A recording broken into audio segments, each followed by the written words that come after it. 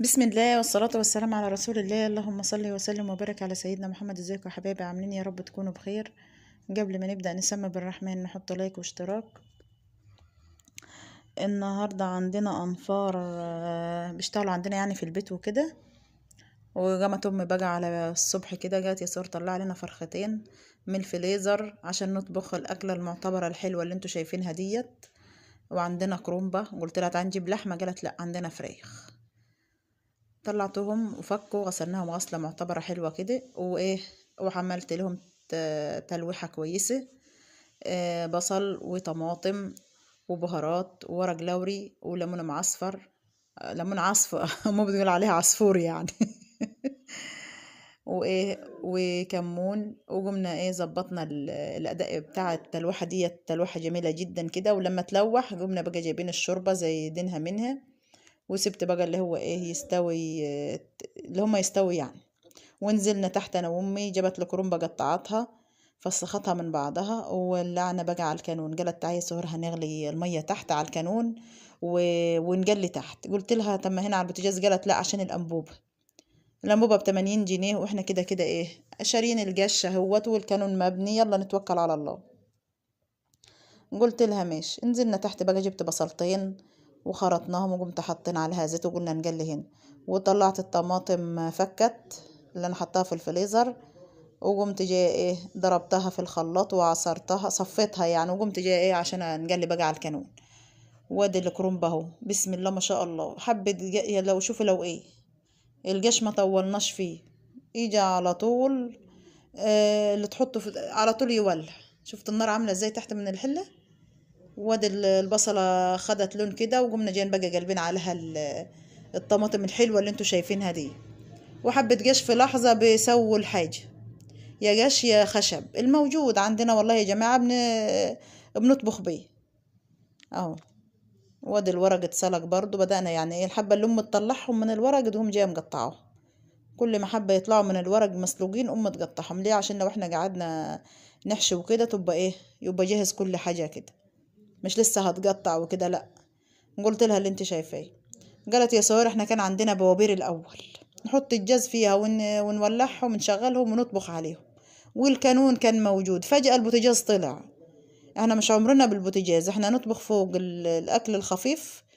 ولو في محشي في لحمة في اي حاجة نعملها تحت. بس قالت كفاية الفراخ فوق على البوتاجاز وتعالي بقى ايه نشتغل. يبقى كده لما تكون دي استوت يكون احنا ايه عملنا دي برضو على الكانون. وهنلف المحشي برضو وهنيجي نطبخه على الكانون. بس بتبقى الريحة يا ولاد والله مش عشان عندنا كانون لا، بتبقى الريحة جميلة جدا بالذات على الكانون. ريحة الأكل بتبقى تحفة كده حكاية. اه مش باخد حاجة. الحبة اللي بتسلقوا الورقتين تلاتة اللي بتسلقوا بنطلعهم ونحط تاني وراه. يعني حتى ايه مش الأنبوبة بتفضل يعني مش بتخلص على طول. كفاية عليها تطبخ الفراخ، نعمل شاي نسخن الأكل. يعني ايه نسيبها لحاجات محددة كده. قالت يا سارة طولت ما في كانون وفيه جش ولا فيه خشب الموجود نطبخ تحت. بسم الله ما شاء الله عسل. كانت أكل بصوا مش هقدر أوصف لكم ازاي على الأكلة الحلوة دي. وبالذات المحشي بتبقى ريحته جميلة وأكلة جميل يعني. حلوة الحمد لله. أحلى أكل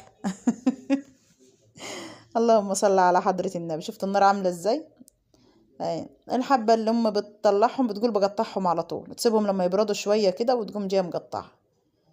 تقول يا سهرة عشان لما اقعد نحشي يبقى ايه جاهز، مش لسه هقطع ولسه موال.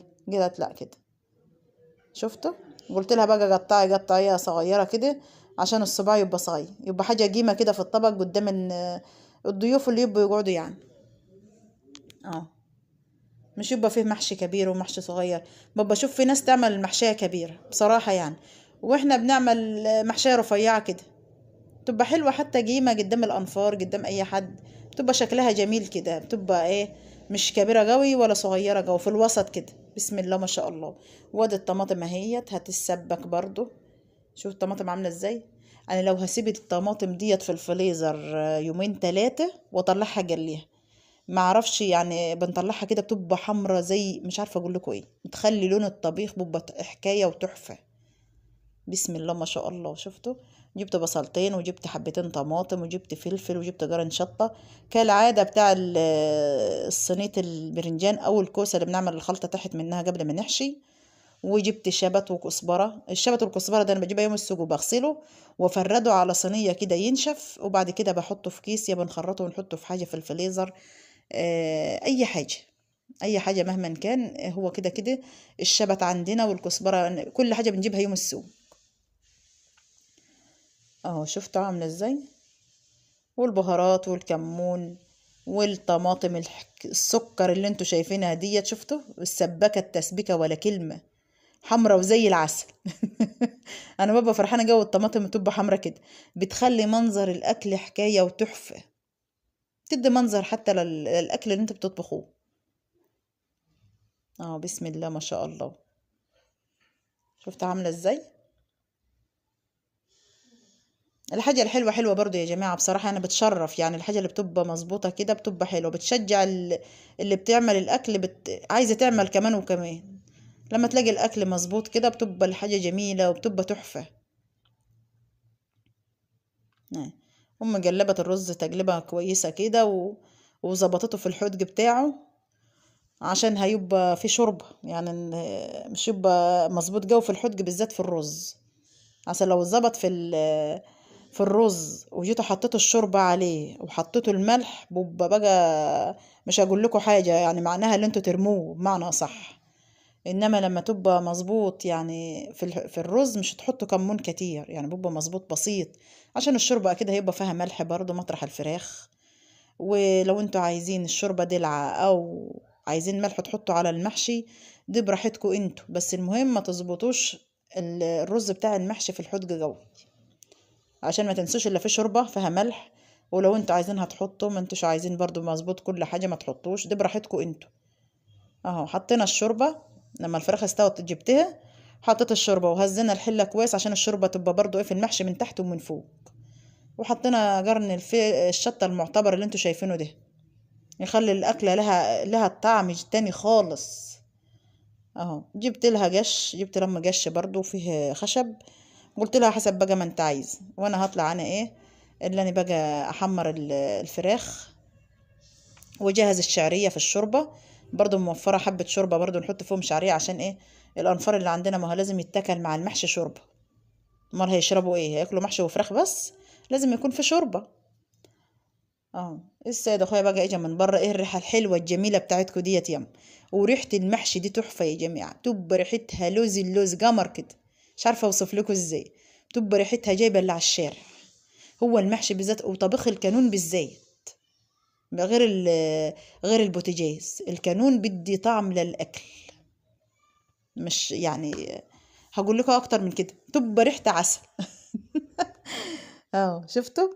لسه ده اخويا بقى لما اجى شم الريحه الحلوه دي قال لي يا ساره جهزي لي الغدا عشان اتغدى، قلت له انا لسه مش خلصت، هو كان جابنا عند الكانون، انا هطلع احمر الفراخ واعمل شعريه في الشوربه لما يكون الرز اتردد المحشي الحلو اللي انتوا شايفينه ده، وبعد كده ايه نسجي بقى عشان نطلع الاكل ده للانفار يا سيد.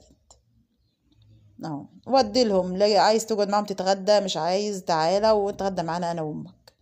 قال ماشي، طلع الاكل للانفار ونزل يتغدى معانا. عسل، كانت غدواية يجعلها بالهنا والعافية لكل اللي ياكل منه. ادي الفراخ اهي حمرتها، بس بصراحة كانت تحفة تحفة كده. الحاجة بنجيبها كده وننضفها نحطها في الفريزر جاهزة لأي وقت، أي ساعة يجي ضيف إيه فيها أنفار، إحنا مهما أي حاجة مهما كان بنطلع الحاجة كده من التلاجة بتبقى جاهزة زي السكر. وجبت ليمونتين هما برضو قطعتهم، يعني غدواية معتبرة بصراحة يعني. وتفضلوا بقى معانا أحلى غدواية.